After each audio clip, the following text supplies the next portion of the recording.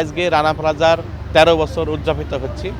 এটা আমরা রানা প্লাজা শ্রমিকদের শ্রমিক হত্যাকাণ্ড দিবস হিসেবে পালন করছি এবং এই আমরা দেখছি 13 বছর পার হওয়ার পরেও এই রানা প্লাজা শ্রমিকদের ক্ষতিপূরণ, পুনর্বাসন, সুচিকিৎসা এবং এই ঘটনার জন্য যারা দায়ী ব্যক্তি রানা এবং এই কারখানার ভবনের 5টি গার্মেন্টস কারখানার মালিক, তাদের আসলে কাউকেই বিচারের আওতায় আনা হয় নাই। এখন পর্যন্ত দেখলাম রাষ্ট্রপক্ষের গাফিলতির কারণে এই বিচার, বিশেষ করে রানা প্লাজা, তাজরিন, এই বিচারগুলো ত্বরান্বিত হয়নি। তাছাড়া আমরা বলছিলাম যে রানা প্লাজার এই জায়গাটা হচ্ছে রানা প্লাজার যারা আহত শ্রমিক এবং যারা পঙ্গু শ্রমিক, যারা মারা গেছে, তাদের পরিবারের পুনর্বাসনের জন্য সেটাকে একটু পুনর্বাসনের ব্যবস্থা করার জন্য সেটাও তারা করে নাই।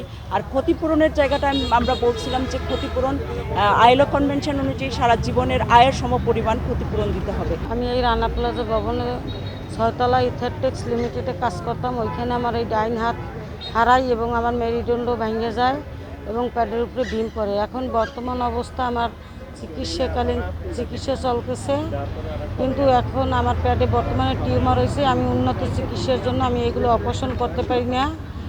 আর এখন যে অবস্থায় আছি এ অবস্থায় মানুষ বাঁচতে থাকতে পারে না। আমরা আমাদের ক্ষতিপূরণ চাই এবং আমাদের পুনর্বাসন করে দেওয়া হোক এবং গার্মেন্টস মালিক এবং ভবন মালিকের শাস্তি হোক, আমরা এই দাবি জানাইতেছি।